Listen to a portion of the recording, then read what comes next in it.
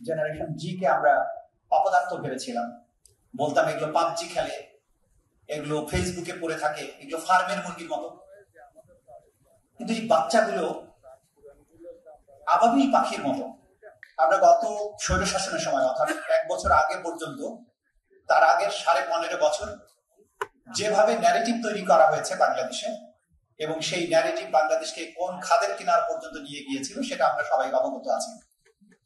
কিন্তু সেই জায়গায় আমাদের জেনারেশন জি, জেনারেশন জুমার্স, আমাদের তরুণ প্রজন্ম, তারা এটাকে যেভাবে ভেঙে দিয়েছেন সেটা ছিল অভাবনীয়। এরকম ঘটনা শতাব্দীতে হয়তো 2-1 বার ঘটে বা 1 বার ঘটে।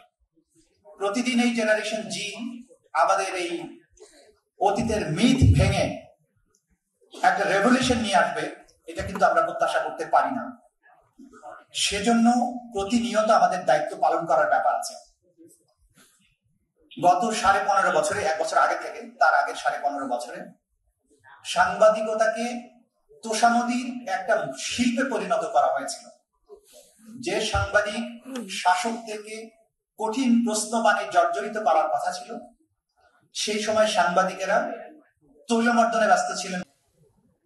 সাংবাদিকতাকে এই পর্যায়ে নিয়ে যাওয়া, এই কাজটা কিন্তু 15.5 বছরের স্বৈর শাসক, তারা একটা তাদের সাফল্য ছিল যে সবাইকে একই ন্যারেটিভে কথা বলতে তারা সফল হয়েছিলেন, বাধ্য করতে পেরেছিলেন বা সফল হয়েছিলেন। দৈনিক নয়া দিগন্ত এই জায়গায় কঠিন এক বিপ্লবী ভূমিকা পালন করেছে, কিন্তু আমি মনে করি যে যা করেছেন তার বাইরেও প্রেজেন্টেশন গুলো আরো অনেক বেশি স্মার্ট হওয়া উচিত। দুনিয়াতে সার্ভাইভাল অফ দ্য ফিটেস্ট বলা হয়, যে যোগ্যতম সেই টিকে থাকবে। আমাদের এই জেন জির বিপ্লবের সময় আপনারা দেখেছেন যে কথা আমরা অনেক ইনিয়ে বিনিয়ে বলতে যাই, তারা কত চমৎকার ভাবে একটা ছোট্ট স্লোগানের মধ্য দিয়ে, একটা গ্রাফিতির মধ্য দিয়ে প্রকাশ করেছে। তারা স্ট্রং ন্যারেটিভ তৈরি করেছে, ন্যারেটিভকে ভেঙেও দিয়েছে। এই ন্যারেটিভ গুলো তৈরি হয় এই জমিনের, এই মাটির কৃষ্টি কালচার, এই জনগণের বিশ্বাসের উপর ভিত্তি করে পরবর্তী জেনারেশনের জন্য যে ন্যারেটিভ দরকার, প্রতিদিন সংবাদপত্রগুলো সেটা তৈরি করে। সেই জায়গায় যদি আপনার চিন্তা, আপনার প্রেজেন্টেশন অনেক বেশি স্মার্ট না হয়, তাহলে কিন্তু আপনি একসময় ইতিহাসের পাতা থেকে ক্রমশ হারিয়ে যাবেন। আজকে যে জেনারেশন আমরা এখন আছি, পরবর্তী জেনারেশনের জন্য আমি কিন্তু হয়তো ফিট নাও হতে পারি, কারণ তাদের চিন্তা, যে জেনারেশন আগামী 10 বছর পরে, 15 বছর পরে দেশকে শাসন করবে, তাদের চিন্তার জগৎ, তাদের নেটওয়ার্কিং, তাদের প্রেজেন্টেশন, সবকিছু কিন্তু কর্মপদ্ধতিগুলো আলাদা। জুলাই বিপ্লবের সময়ে আমার পুত্র যেহেতু এই বিপ্লবের আন্দোলনের মধ্যে একজন ছিল, আমি তাদের নেটওয়ার্কিং গুলো লক্ষ্য করার চেষ্টা করেছি, যেগুলো আমাদের কল্পনারও বাইরে। সেইভাবে তারা যোগাযোগ মেনটেন করেছে, পরিকল্পনা করেছে, রাস্তায় গ্রাফিতি এঁকেছে এবং মানুষকে এর সাথে সম্পৃক্ত করেছে। সেটা কিন্তু আমরা যদি আমাদের এই আজকে নয়া দিগন্তের কথা আমরা বলছি, তারা যদি এটাকে ধারণ করতে না পারে, 5 বছর পরে, 10 বছর পরে হয়তো আপনারাও ওই ইত্তেফাকের মতো অথবা পুরানো যে পত্রিকাগুলো ইতিহাসের পাতা থেকে মুছে গেছে ক্রমশ, সেরকম পর্যায়ে চলে যাবে। কিন্তু আপনি যদি প্রতিনিয়ত নিজেকে অভিযোজনের মাধ্যমে এই জেনারেশনের মাইন্ডসেটের সাথে, তাদের নেসেসিটির সাথে নিজেকে সম্পৃক্ত করতে পারেন, তাহলে আপনি দীর্ঘকাল বেঁচে থাকবেন, টিকে থাকবেন।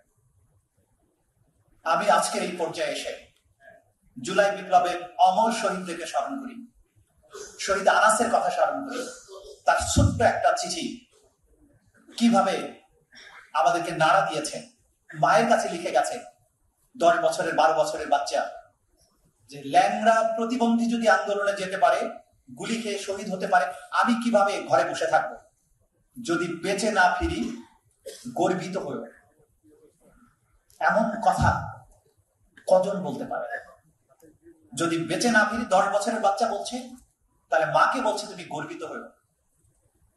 সেখানে আমরা ঘরে ফেরার জন্য কতই না কৌশলের অবলম্বন করি, বেঁচে থাকার জন্য কতই না কৌশলের অবলম্বন করি।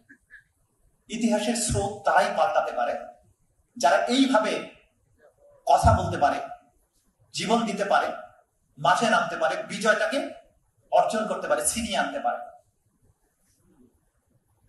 আমাদের পত্র পত্রিকাগুলো গত 15 বছরে, 15.5 বছরে যে ভয়াবহ সংস্কৃতি, ভয়ের সংস্কৃতি তৈরি করেছিল বাংলাদেশে আগের সরকার, সেগুলো কিন্তু ফুটিয়ে তুলতে পারেনি সঠিকভাবে। কিন্তু এখনো আজকের এই মুক্ত বাংলাদেশে এই জিনিসগুলোকে তুলে আনার বিশাল দায়িত্ব রয়েছে। প্রত্যেকটি গুমের ঘটনার পেছনে একটা মহাকাব্যিক বেদনার কাহিনী রয়েছে। এক এক করে সেগুলো এক্সপ্লোর করতে হবে ফর আওয়ার ফিউচার জেনারেশন, যাতে কেউ কখনো এমন অবস্থা বাংলাদেশে সৃষ্টি করতে না পারে। প্রত্যেকটি শহীদের ঘটনা জুলাই আগস্টে, শহীদদের পরিবারের সাথে কথা বলে, তার সহকর্মীদের সাথে কথা বলে দেখবেন, আপনি এক গৌরবোজ্জ্বল বীরত্ব গাথা দেখতে পাবেন।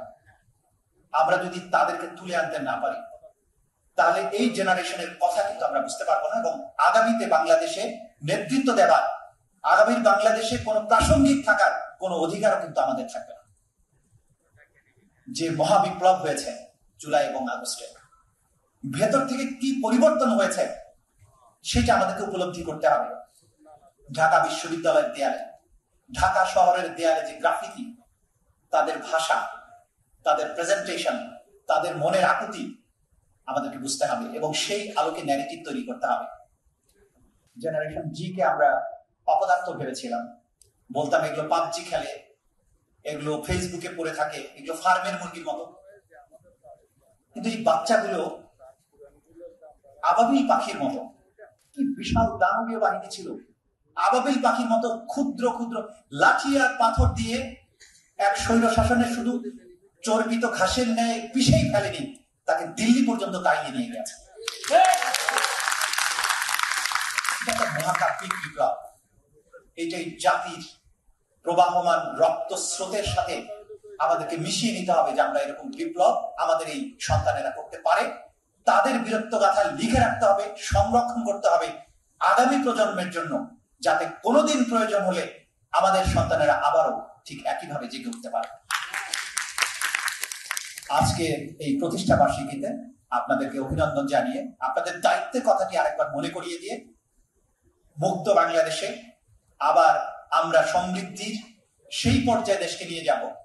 মুক্ত বাতাসে আমরা বুক ভরে শ্বাস নেব, এবং বাংলাদেশ সে এমন একটি পর্যায়ে যাবে যেদিন আমাদের মানুষেরা উচ্চশিক্ষার জন্য, ব্যবসার জন্য ইউরোপ বা আমেরিকা যাবেন না। ইংরেজেরা যেমন বাংলাদেশে এসেছে ব্যবসার প্রয়োজনে, সভ্যতা শেখার প্রয়োজনে, এই বাংলা, সোনার বাংলা আবার সেই পর্যায়ে বিশ্বের নেতৃত্ব দেবে। আমেরিকান, ইউরোপিয়ান, চাইনিজ তার শিক্ষার জন্য, বাণিজ্যের জন্য, মেডিকেল সায়েন্সের জন্য, ঐতিহ্যের জন্য, স্থাপত্যকলার জন্য এই বাংলায় আবার ফিরে আসবে।